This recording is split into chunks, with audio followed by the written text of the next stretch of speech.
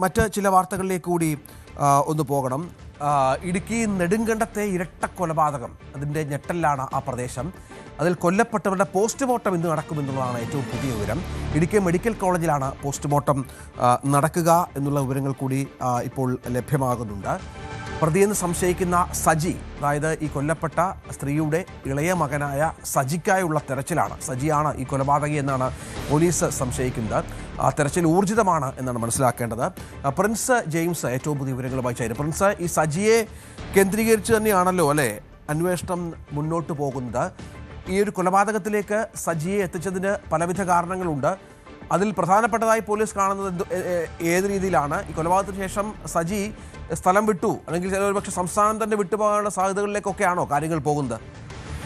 രഞ്ജിത്ത്, തീർച്ചയായും സജിയെ മാത്രം കേന്ദ്രീകരിച്ചുകൊണ്ടാണ് നിലവിൽ അന്വേഷണം പുരോഗമിക്കുന്നത്. സജി തന്നെയാണ് ഇത്തരത്തിലൊരു കൃത്യം നിർവഹിച്ചത് എന്ന് തന്നെയാണ് പോലീസിന്റെ നിഗമനം.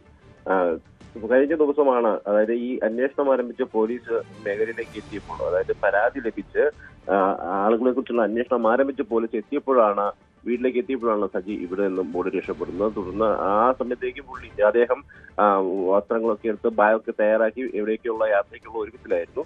ഇതിനുശേഷമാണ് ഇവിടുന്ന് പോലീസ് എത്തിയ ശേഷമാണ് ഇവിടുന്ന് ഓടി രക്ഷപ്പെടുന്നത്. എന്തായാലും ഉടൻ തന്നെ സജിയെ പിടികൂടാനാകുമെന്നാണ് പോലീസ് കരുതുന്നത്. വളരെ ദൂരേക്ക് പോകാൻ സാധ്യതയില്ല എന്നൊരു നിഗമനം ഉണ്ട്. മേഖലയിലെ ഇതിന് ഉൾപ്രദേശങ്ങളിലൊക്കെ സജി ഉണ്ടാകുമെന്ന ഒരു നിഗമനത്തിലാണ് പോലീസ്. എന്തായാലും കൃത്യമായൊരു തെരച്ചിൽ നടത്തുന്നുണ്ട്. ഏറെ ദുരൂഹതകൾ നിറഞ്ഞതാണ് ഈ കേസ്, ഇഷ്ടക്കൊലപാതകം. കൃത്യമായി പറഞ്ഞു കഴിഞ്ഞാൽ ഈ രണ്ടുപേരെയും, അമ്മയെയും സഹോദരനെയും കൊലപ്പെടുത്തിയ ശേഷം വീടിന് സമീപത്ത് കുഴിയെടുത്ത് കുഴിച്ചിടുകയായിരുന്നു. അതിനുശേഷം ദിവസങ്ങളോളം, ഏകദേശം 15 ദിവസങ്ങൾക്ക് മുൻപ് ആണ് മരണം സംഭവിച്ചതെന്നാണ് പോലീസിന്റെ പ്രാഥമികമായ നിഗമനം. അതായത് അതിനുശേഷം ഇത്രയും ദിവസവും അതേ ഈ വീട്ടിൽ തന്നെ സജി കഴിഞ്ഞുകൂടിയ ഒരു സാഹചര്യം കൂടിയുണ്ട്. കൃത്യമായും ഈ സംഭവത്തെ കുറിച്ച് വ്യക്തമായ ഒരു ധാരണ ഉണ്ടാകേണ്ടതുണ്ട്.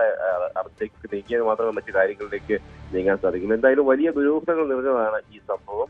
അതായത് ഈ ഇതിനു മുൻപ്, ഈ സംഭവത്തിന് തൊട്ടു മുൻപായി ഈ പ്രദേശത്തെ ആളുകളെയൊക്കെ, ചിലരെയൊക്കെ സജി തന്റെ വിവാഹമാണെന്ന് പറഞ്ഞുകൊണ്ട് വിവാഹം ക്ഷണിച്ചിരുന്നു. ഏകദേശം 500 പേർക്ക് വിരുന്നൊരുക്കുന്നുണ്ടെന്നൊക്കെ പറഞ്ഞ് ഇയാൾ വിവാഹം ക്ഷണിച്ചിരുന്നു. എന്നാൽ കുറച്ച് ദിവസത്തിന് ശേഷം വീണ്ടും വീട്ടിലൊരു മരണം നടന്നു, അല്ലെങ്കിൽ ഒരു അടുത്ത ബന്ധു മരണപ്പെട്ടു, അതുകൊണ്ട് വിവാഹം മാറ്റിവെച്ചു എന്ന് പറഞ്ഞ് വിവാഹം മാറ്റിവെച്ചതായി നാട്ടുകാരെ അറിയിക്കുകയായിരുന്നു. എന്നാൽ പിന്നീട് നാട്ടുകാർ നടത്തിയ ഒരു അന്വേഷണത്തിൽ ഇത്തരത്തിലൊരു സംഭവം ഉണ്ടായിട്ടില്ല, വിവാഹ നിശ്ചയം ഉണ്ടായിട്ടില്ല എന്ന് നാട്ടുകാർക്ക് മനസ്സിലാകുകയും അങ്ങനെയൊക്കെയാണ് തുടർന്ന് കൃത്യമായ ഒരു ഇടപെടൽ നാട്ടുകാരുടെ ഭാഗത്തു നിന്നും ഉണ്ടായത്. ഇയാളുടെ പല പ്രവർത്തികളും സംശയത്തിനിടയാക്കിയിരുന്നു. പച്ചടി പൊൻതിട്ടയിൽ മേരിക്കുട്ടി, 70 വയസ്സാണ് മേരിക്കുട്ടിക്ക്, മകൻ റജി എന്നിവരാണ് കൊല്ലപ്പെട്ടതെന്നാണ് ഇപ്പോൾ പോലീസ് അറിയിച്ചിരിക്കുന്നത്. ഈ ശാസ്ത്രീയ പരിശോധന ഉണ്ടാകും, പോസ്റ്റ്മോർട്ടം നടക്കും, അതിനുശേഷമാകും ഈ കൊലപാതകം എങ്ങനെ നടത്തി എന്ന കാര്യത്തിൽ ഒരു വ്യക്തത വരിക. ഇളയ മകൻ സജിയാണ്, 43-കാരനാണ് ഇയാളും ഈ മൂത്ത സഹോദരനുമായി നിരന്തരം വഴക്കുകളും പ്രശ്നങ്ങളും മറ്റും ഉണ്ടാകുമായിരുന്നു എന്നും നാട്ടുകാർ പറയുന്നുണ്ട്. അന്ന് ഈ സംഭവം നടന്നതിന് ശേഷം പോലീസ് മൃതദേഹം കണ്ടെത്തിയപ്പോൾ ഈ പോലീസിനെ കണ്ട് ഇയാൾ ഓടി രക്ഷപ്പെടുകയായിരുന്നു എന്നുള്ളതാണ് ലഭിക്കുന്ന വിവരം. ഒരു പുരുഷന്റെ കാലിൻ്റെ ഭാഗം മണ്ണിനടിയിൽ നിന്ന് പുറത്തേക്ക് നിൽക്കുന്നത് നാട്ടുകാർ കണ്ടതിനെ തുടർന്നാണ് പോലീസിൽ വിവരം അറിയിക്കുകയും മറ്റും ചെയ്തത്. തുടർന്ന് മണ്ണ് മാറ്റി പരിശോധന നടത്തി 2 മൃതദേഹങ്ങളും കണ്ടെത്തുകയായിരുന്നു. ഏപ്രിൽ 10 മുതലാണ് ഈ മേരിക്കുട്ടിയെയും മൈക്രോ ഓപ്പറേറ്ററായി ജോലി ചെയ്തിരുന്ന സജിയെയും റജിയെയും കാണാതായത് എന്നാണ് നമുക്ക് വ്യക്തമായിരിക്കുന്നത്. ഈ സജിയോട് തിരക്കിയപ്പോൾ ബന്ധുവിൻ്റെ സംസ്കാര ചടങ്ങിന് തിരുവല്ലയിലാണ് മേരിക്കുട്ടി എന്നുള്ള വിവരം എന്ന് പറഞ്ഞു. മേരിക്കുട്ടി ചികിത്സയ്ക്കായി തേനി മെഡിക്കൽ കോളേജിലേക്ക് പോയി എന്നുള്ള വിവരങ്ങൾ പങ്കുവച്ചു. പക്ഷേ പിന്നീട് ഇയാൾ മാറ്റി കാര്യങ്ങൾ പറഞ്ഞപ്പോഴാണ് പോലീസിന് വലിയ സംശയവും മറ്റും ഉണ്ടായത്. തുടർന്നാണ് മകൾ സിനി, ഈ മേരിക്കുട്ടിയുടെ മകൾ സിനി നെടുങ്കണ്ടം പോലീസിൽ പരാതിയും മറ്റും നൽകിയത്. ഇതാണല്ലോ പ്രിൻസ് ഇതിൻ്റെ ഒരു മൊത്തത്തിലുള്ള ഈ സംഭവവുമായി ബന്ധപ്പെട്ട വിശദാംശങ്ങൾ. ഒപ്പം ഇയാളും ഈ ചേട്ടനുമായി, റജിയും സജിയുമായി നിരന്തരം തർക്കങ്ങളും ബഹളങ്ങളും ഉണ്ടാകാറുണ്ടായിരുന്നു, മദ്യപിച്ച് പ്രശ്നമുണ്ടാകാറുണ്ടായിരുന്നു. ഇത്തരം കാര്യങ്ങളാണ് ഈ കൊലപാതകത്തിലേക്ക് നയിച്ചത് എന്ന് വേണമെങ്കിൽ കരുതാം, അല്ലേ? തീർച്ചയായും ഇത്തരം കാര്യങ്ങൾ, മദ്യപാനത്തെ തുടർന്നുണ്ടായ തർക്കങ്ങളാണ് കൊലപാതകത്തിലേക്ക് നയിച്ചതെന്ന് നമുക്ക് കരുതാൻ. കാരണം സ്ഥിരമായി ഇരുവരും പരസ്പരം മദ്യപിച്ച് ബഹളങ്ങൾ ഉണ്ടാക്കാറുണ്ടായിരുന്നു. വീട്ടിൽ പരസ്പരം ബഹളം ഉണ്ടാക്കുകയും കയ്യാങ്കളിയൊക്കെ നടത്തുകയും ചെയ്യാറുണ്ടായിരുന്നു. അത്തരത്തിലൊരു സാഹചര്യമാണ് ഈ കൊലപാതകത്തിലേക്ക് നയിച്ചതെന്നാണ് നാട്ടുകാർ പറയുന്നത്. എന്തായാലും നിരവധി ദുരൂഹതകൾ ഈ സംഭവവുമായി ബന്ധപ്പെട്ട് പ്രത്യേകിച്ചും പല രീതിയിൽ കാര്യങ്ങൾ മാറ്റി പറഞ്ഞു.